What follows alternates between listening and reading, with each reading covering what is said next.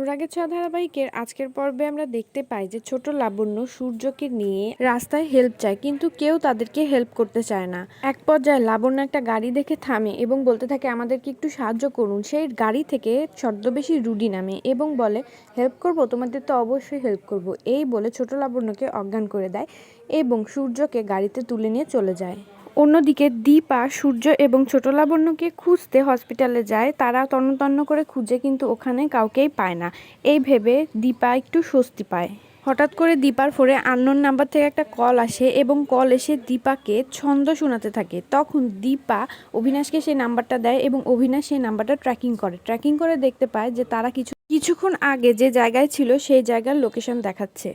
তখন দীপা গাড়িতে করে সেদিকে রওনা দেয়। অন্যদিকে সেনগুপ্ত বাড়িতে একটা ফ্রিজ ডেলিভারি দেয় এবং বলে এই ফ্রিজটা দীপা ম্যাডাম অর্ডার করেছে। তখন বাড়ির সবাই ক্ষেপে যায় এবং বলে, দীপা এই সময় ফ্রিজ কেন অর্ডার দিয়েছে?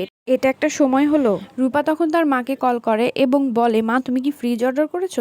তখন দীপা বলে, না আমি তো কোনো ফ্রিজ অর্ডার করিনি। পাশ থেকে অবিনাশ বলে, ওই ফ্রিজের আশেপাশে যেতে দিও না, ওই ফ্রিজে ভয়ঙ্কর কিছু থাকতে পারে। তখন রূপা সবাইকে জানায় ফ্রিজ থেকে যেন সবাই দূরে থাকে। কিন্তু কাকিয়া এবং উর্মি রূপার কথা শোনে না। অন্যদিকে দীপা তার বাড়ির দিকে রওনা দেয় ফ্রিজ আসার কথা শুনে। বাড়িতে এসেই প্রথমে দীপা প্রচণ্ড ভয় পাচ্ছিল যে ফ্রিজের মধ্যে কি না কি আছে, কিন্তু পরবর্তীতে ফ্রিজ খুলে দেখতে পায় যে সেই ফ্রিজের মধ্যে লাবণ্য ফ্রিজের মধ্যে অচেতন অবস্থায় ছিল এবং লাবণ্যকে দেখে বাড়ির প্রত্যেকে অনেক বেশি ভয় পেয়ে যায়। এরই মধ্যে দীপাকে একটা নাম্বার থেকে SMS পাঠানো হয়।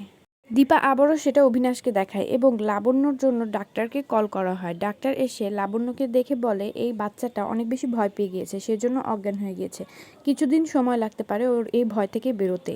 অন্যদিকে দীপা মনে মনে ভাবতে থাকে, লাবণ্য তাড়াতাড়ি উঠে পড় মা, তোর বাবাকে যে খুঁজে বের করতে হবে। অন্যদিকে আমরা দেখতে পাই রুডি সূর্যকে অচেতন করে ঘুমিয়ে পড়ে। তখন সূর্যর মাথায় হঠাৎ করে কি যেন একটা পড়ে। তখন সূর্যর জ্ঞান ফিরে আসে এবং দেখতে পায় একজন মহিলা চেয়ারে শুয়ে আছে। তো বন্ধুরা, এই ছিল অনুরাগের ছোঁয়া ধারাবাহিকের আজকের পর্ব। পরবর্তী এপিসোডটি পেতে আমাদের সাথে থাকো। ধন্যবাদ।